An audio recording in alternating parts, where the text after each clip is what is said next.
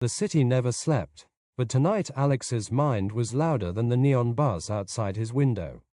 He sat on the edge of his narrow bed, staring at the horizon where towers pulsed with information like arteries of a colossal organism. Everywhere he looked, there were signals, glowing data veins, surveillance drones tracing invisible lines, streets murmuring with augmented voices he could not hear. And then there was her. The girl from earlier. He replayed the scene again and again, the way she moved through the crowd without leaving digital traces, the way her eyes had caught his, sharp, deliberate. Unlike the others around her, who hid behind augmented lenses, she was barefaced, utterly visible, with long brown hair and a gaze that cut straight through the noise. Alex leaned closer to his cracked window pane.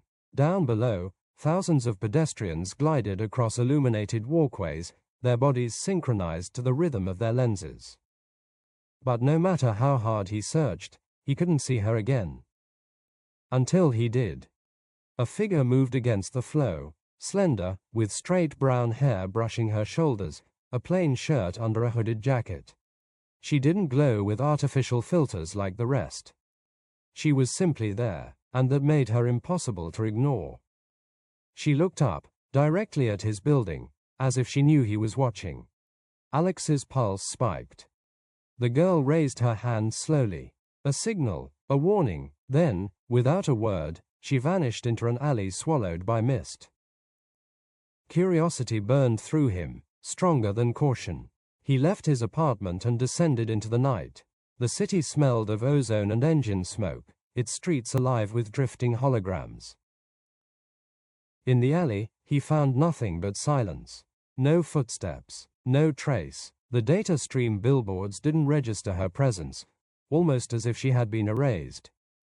But something else waited for him. A small object lay on the ground, a thin, metallic shard no bigger than his thumb, glowing faintly blue. Alex picked it up. Instantly, a flood of images burst into his mind. Fractured visions of a network stretching beyond the city, of human minds tethered like stars in a dark constellation. For a moment he couldn't breathe.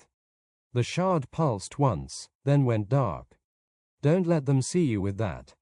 The voice was sharp, right behind him. Alex spun around. She was there, the girl, up close. She was even more striking in her simplicity. Long brown hair, determined eyes, no trace of the digital overlays everyone else carried. She looked like she belonged to a different world. "Who are you?" Alex whispered. The girl tilted her head. "Someone like you, someone they can't control." Before Alex could ask more, a distant hum filled the air.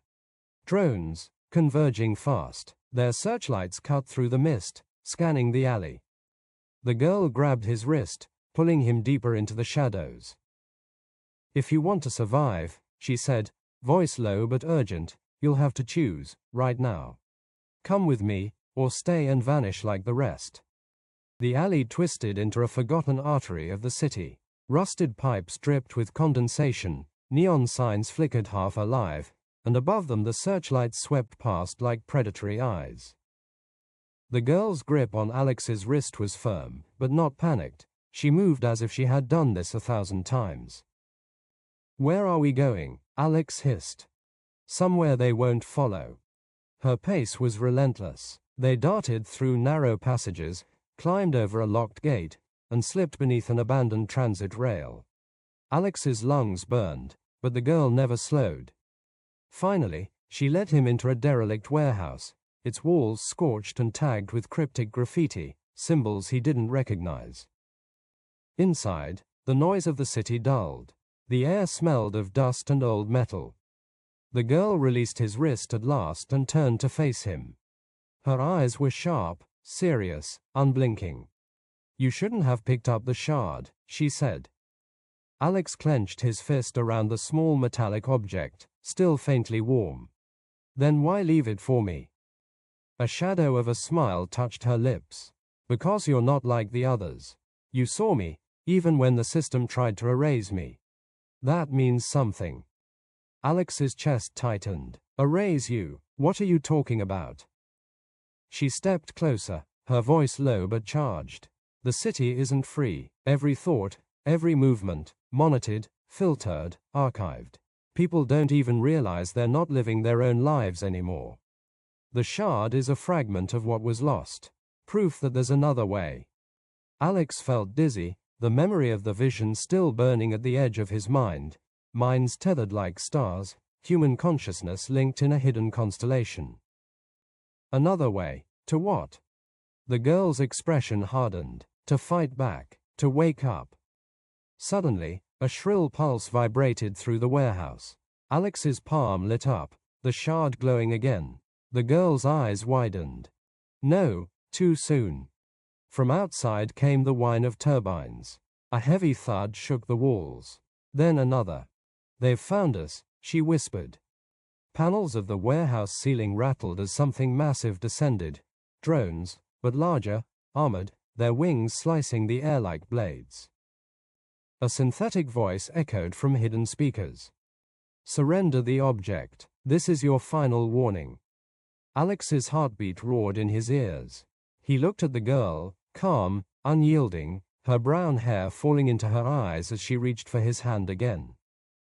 "You have to decide, Alex," she said. "Run with me into the unknown, or stay here and be erased." The ceiling exploded in a rain of steel and fire.